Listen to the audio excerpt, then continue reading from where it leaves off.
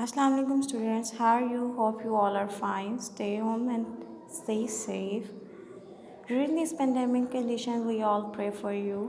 It is the lecture which is delivering from American Islamic School, Class 2, New Oxford Modern English, poem number 1, page number 8. The name of the poem is The Rainbow. Rainbow means dhanak, satrangi ya dhanak. After raining, there is a colorful wave which appear on the sky. It is with 7 colors, 7 different colors. You can see in this picture. The shape of the rainbow is like this. Let's start our reading. Here are some words to know. Words to know means reading the words meaning according to your reading English into English. Let's start our reading. Boats sail on the rivers. Boat sail on the rivers. Boats mean कश्तियाँ. You can see in this picture. कश्तियाँ चलती हैं कहाँ पर? दरिया में. And ships sail on the seas. Ships कहा जाता है आबदोज़ को, यानी कि शिप्स होते हैं बड़े बड़े जहाज़ जो कि पानी के अंदर होते हैं, अंडर द वाटर होते हैं और वो सीज़ के अंदर मौजूद होते हैं. ठीक है. डिफरेंट कंट्रीज़ में समुंदर के ज़रिए जो ट्रैवलिंग है वो होती है शिप्स के ज़रिए. ठीक है. But clouds that sail across the sky are prettier than these.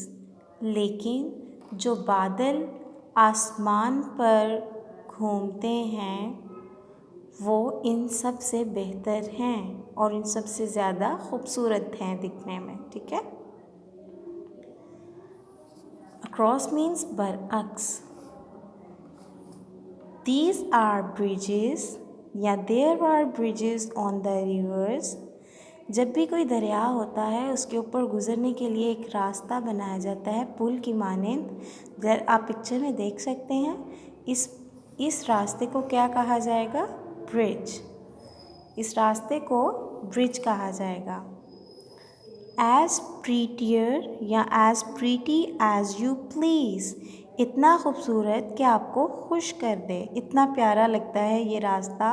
या जो राइटर है वो कह रहा है मुझे उसको ये रास्ता इतना पसंद है, तो वो कह रहा है कि ये रास्ता इतना प्यारा लगता है कि खुश कर देता है.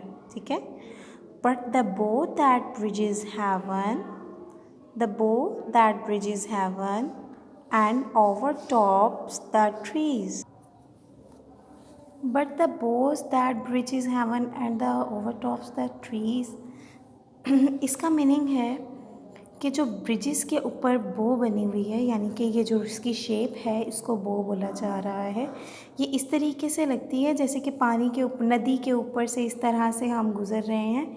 हमें ऐसा महसूस होता है जैसे कि हम हेवन में है, यानी कि जन्नत में है. और टॉप्स द ट्रीज़, और दरख्तों के ऊपर से या हर चीज़ के ऊपर से ट्रैवल कर रहे हैं, ऊपर से गुज़र रही है, तो सारी चीज़ें हमें अपने नीचे दिखती हैं. तो इस वजह से ये हमें ऐसा लगता है जैसे हम जन्नत में हैं. And builds are road from earth to sky. और ये ऐसे लगता है जैसे कि रोड बनाई जा रही है आसमान की तरफ.